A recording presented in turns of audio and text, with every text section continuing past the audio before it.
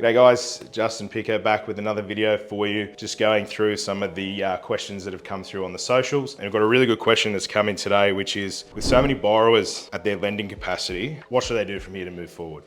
And that is a really, really good question, and it's definitely a lot easier said than done. So how can we increase our lending, or what options do we have when we're hitting our borrowing limits? So the first thing is that if you're with Commonwealth Bank or one of the big four and they said no, then we can also look outside the box. Do we have some second and third tier lenders that might be able to take us on? Are you self-employed? Things have changed as well. So if you're paying yourself a salary or we're only needing 1 year's financials, there are some lenders out there that are a bit more lenient if you're self-employed. So you might have a few more options there. Our second and third tier lenders, they may charge a higher interest rate, but they might give you that lending capacity that you need. So it's exploring those options as well. They're obviously going to charge a premium, which is going to be a lot higher than what we were used to with the 2 and 3%, but certainly not too far outside the market. Your expenditure and your liabilities is probably the biggest one as well. So they're the things that you can control and maybe bring in a little bit easier. Credit cards, even if your balance is zero and the limit's 10,000, we've got to assess you at that $10,000 limit. So do you reduce that $10,000 card down to $1,000 or 2,000, or do you get rid of it completely?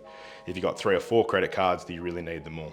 Get rid of a few of those. That'll increase your lending on that side of things. Another one is things like car loans, personal loans, Afterpay, Zip Pay, all that type of stuff certainly adds up. If we can get rid of those, that'll also increase our lending capacity. The other one too is HEX, right? So HEX is a bit of a debated one. If we get rid of our HEX, that is something that can dramatically increase our borrowing capacity, depending on where you are in your portfolio. If you've only got the one property or you're just looking to get in, HEX probably doesn't make too much of a difference at this stage. It might only be about 50 to 100,000, maybe on your first or second property. If you've got 6 or 7 properties in your portfolio, the lenders are calculating your HEX on top of the rental income and your personal income. So if you've got 100,000 worth of income, 150 worth of rental income, and HEX on top of that, banks are actually calculating your HEX repayment on 250 grand, and that can absolutely smash your lending capacity. So if you've got a smaller HEX balance, 5, 10K, maybe get rid of it. That should unlock a fair bit of lending for you. The other one is renting. So rents have obviously increased dramatically, and that is something that also in conjunction with your salaries not going up, rents increasing and the living expenditure as well. Rents has also been a massive one. So can you move to somewhere cheaper? Can we live with a family or relative? We've got lenders out there that if you live at home rent-free, some lenders will use that.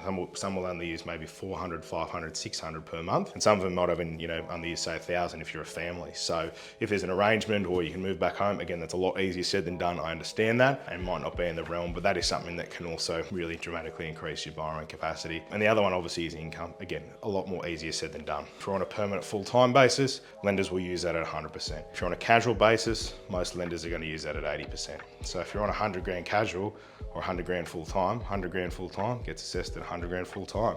100 grand casual at 80% is only getting assessed at $80,000. So there's a bit of a difference there too, that if the type of your employment also can make a difference too. Obviously with the economic pressures, it's tough out there. It is a lot harder to invest. The lenders are certainly tightening their screws, but hopefully with all the interest rate increases that we've seen, hopefully that starts to come back down as things look to slow down in the economy.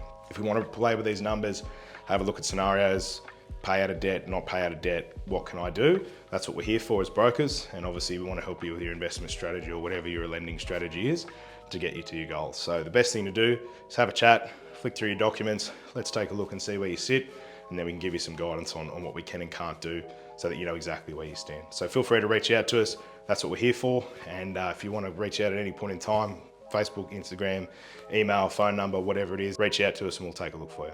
Cheers.